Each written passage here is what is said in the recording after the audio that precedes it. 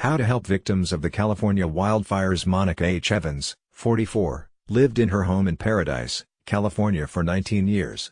She and her husband, a veteran who relies on his pension as income, were happy there with their 3 children and 9 pets, and they had a great deal on rent, just $412 a month. "I never wanted to leave Paradise," Evans tells NBC News Better through tears. "I didn't think I'd ever have to. But now everything is gone." Evans and her family, pets included, were able to escape the deadly fires, but lost their home. Right now, they're staying with a friend in Orland, in a single room, and have until the end of the week before they have to find other lodgings, a transition that Evans breaks into sobs at the mere mention of, because they have nowhere to go. "There are thousands of us with nowhere to go," she says. "The shelters are all full, and the nearest hotels are hours away, and we can't afford them anyway," says Evans. "They're gouging the prices, and we have so many pets. Rentals are going for $2,000 a month for 2-bedroom apartments."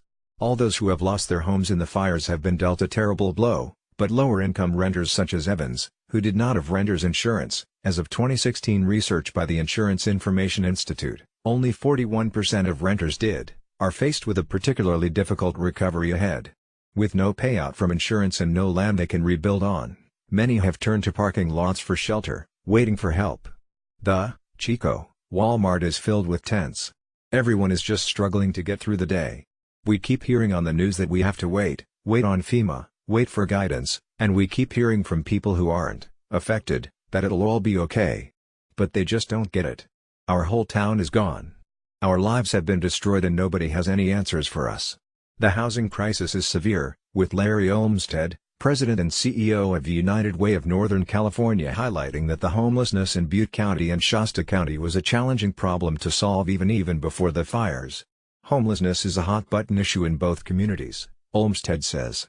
"So you start with a fairly slim housing stock, particularly in Chico to begin with, and now, tens of thousands more people are homeless on top of that. There is no easy way to absorb these people in this housing structure. We're at roughly 80,000 homes destroyed. Some people who lived and worked in Paradise didn't just lose their homes, they may have also lost their jobs."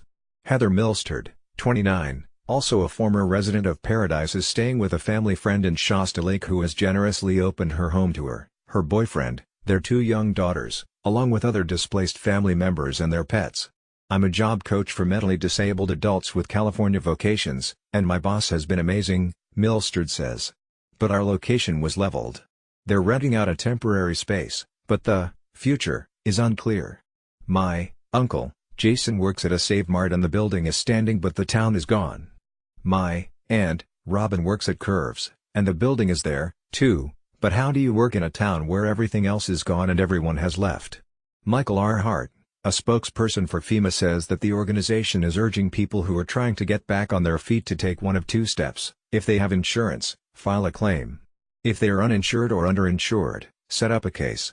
If you're a victim and can make it to a FEMA recovery center, go there, but know that you can also set up a case by calling 800-621-3362 or visiting online disasterassistance.gov. Hart says that there are still evacuation centers accepting people, while others are at capacity. Note that some welcome pets, including large animals as well. See the Butte County, Los Angeles County and Ventura County websites for up-to-date information on evacuation centers. Milsterd and Evans emphasize their gratitude for donations of clothing, but right now they have nowhere to store anything non-essential. Getting stuff without a home to put it in is only adding to the anxiousness of being homeless. Hart adds that clothing donations also create a logistics/manpower issue on the ground. "Money is really what would help. We need to put down a deposit on a new place once we find one," says Milsterd. "Gift cards we can hold on to and use to buy things like towels and blankets when we get settled are also helpful." FEMA, a government entity, does not accept donations, but they are working closely with nonprofits that are relying on donations. Hart urges people who want to donate to make sure that whichever charity you choose has been approved by National Voluntary Organizations Active in Disaster, VOAD. Here's a list of some organizations working closely with survivors. Volunteering in the affected areas is another great way to help.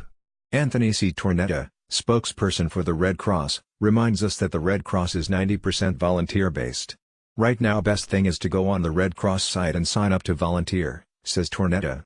"Whatever time you can commit, whether it's a week or 8 hours, we will welcome your support. Please sign up and call first, as we can't necessarily stop in the middle of an operation if you just show up. Tornetta also encourages those wanting to give assistance to donate blood, if able. We have had to cancel blood drives because of wildfires, so we can use help there, he says. Blood is always needed, no matter what is going on.